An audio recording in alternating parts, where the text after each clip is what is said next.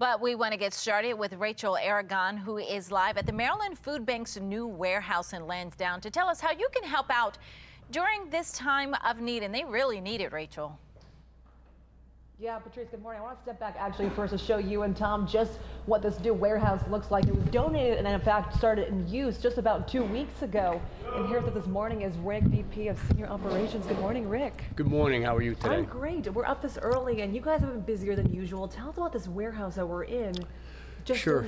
Yeah, so this is all COVID-related work that we're doing, right? With 1.5 million people across the state that are food insecure at any given point. We've looked at it inside of COVID, know that there's going to be increased demand. So what we've done is develop this box. It's designed to feed a family of 4 for about 7 days. It'll have 30 pounds of food in it. Week. Yeah, exactly right. Amazing. Yeah. And tell us about the operations here. I know it's quiet right now, but it's going to be hustling and bustling in a few hours. Exactly right. In 2 hours, we'll have 30 people in here packing food, and that food will go into various parts of the state that we think are going to be food insecure, that we don't have our regular network in. So we want to be able to expand our reach into the state and feed those people that are food insecure. And let's talk about donations. I know right now the need is great, but I understand it's financial or monetary donations that are biggest right now for you guys and are key. Exactly right. So, as people go to the retail stores, they see empty shelves. Empty shelves mean we're seeing less food donations coming to the food bank. We're having to go out and buy more food. Traditionally, we buy about $200,000 worth of food. That number has now increased exponentially as we have to buy food for boxes and food to support our network. Perfect. Well, Rick, thank you so much. We'll be talking to him and other people here at the food bank later this morning. All right, back to you guys. Good morning. We have live team coverage. Eliza Westbrook is telling us where you can get a mask if you don't have one already. But we start with Rachel Aragon, who is live at the Maryland Food Bank's new warehouse in Lansdowne to tell us how we can all help them out during this time of need. Rachel. Yeah, Patrice, that's right. This, in fact, is their new warehouse they opened during COVID-19 in response to the pandemic. But this morning, I want to show you the food behind me. This was all purchased through financial donations, but they can use plenty more. Trust me about that. This morning, though, we have the executive director here. That's Tim Reagan. Good morning, Tim. Good morning.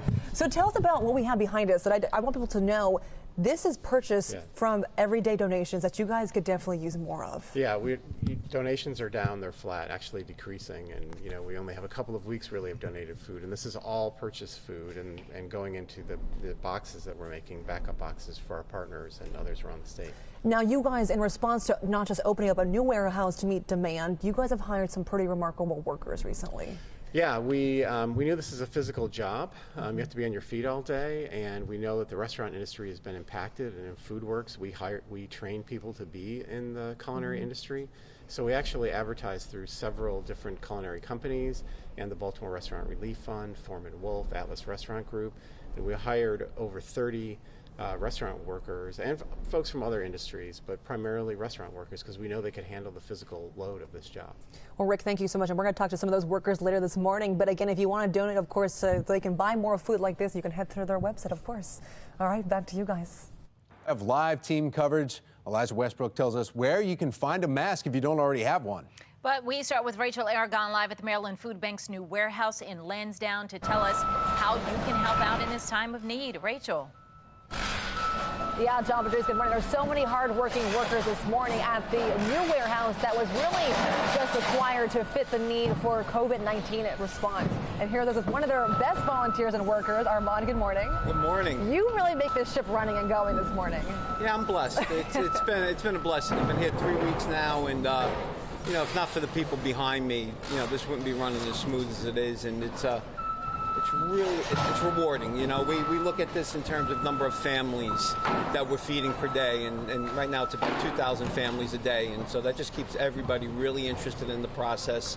And it's a blessing. It's really been a blessing. Tell us a little bit about your background. I understand you'll soon be working here officially for the food bank. Yeah, I spent a career working in luxury retail supply chain.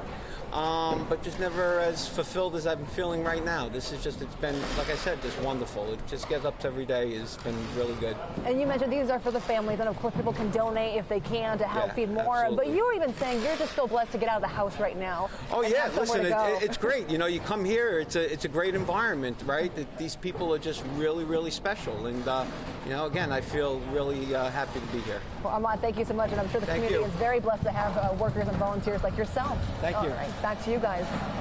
Morning, we have live team coverage on the coronavirus pandemic. Elijah Westbrook tells us where you can get a mask. If you don't already have one, you'll need it by tomorrow. But we start with Rachel Aragon, who's live at the Maryland Food Bank's new warehouse to tell us how we can help them out during this time of need. Rachel.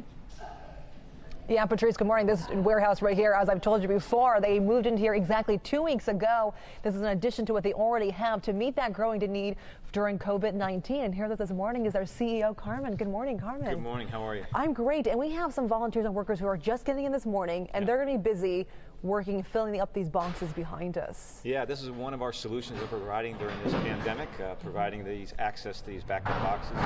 30 pounds of food that'll feed a family of 4 for 7 days. And people can donate, of course, to really help fund these boxes and the food that goes into here. Absolutely. I mean, demand is off the charts, and so as a nonprofit, we really have limited resources in our ability to respond, and we're buying all this food that you're seeing right here, in addition to food that we're distributing our normal operations right down the road. So we're spending millions of dollars that otherwise we wouldn't be spending in response to this. And I want to emphasize just how busy you are, because they're seeing this warehouse. This is just the additional one for COVID-19 response, but you have your other one that they're not seeing. That is probably hustling and bustling as well. Oh, absolutely. I mean, basically everything we're doing is now in response to COVID. So this is one aspect, one solution that we're providing in terms of these backup boxes, but we're also trying to make sure we're putting out as much food we possibly can to the network that we serve every day. And Carmen, lastly, besides donations, I mean, what else? Is it volunteers? What else could you guys need besides more time on your hands? Yeah, well, certainly the donations are the biggest part. We think it's going to take $12 million to get through this next 90 days, but volunteers would also be helpful as well as we try to process as much food as we can. We really appreciate the support. Well, Carmen, thank you so much. We're going to talk to more people from the food bank, of course, but again, donations, volunteers,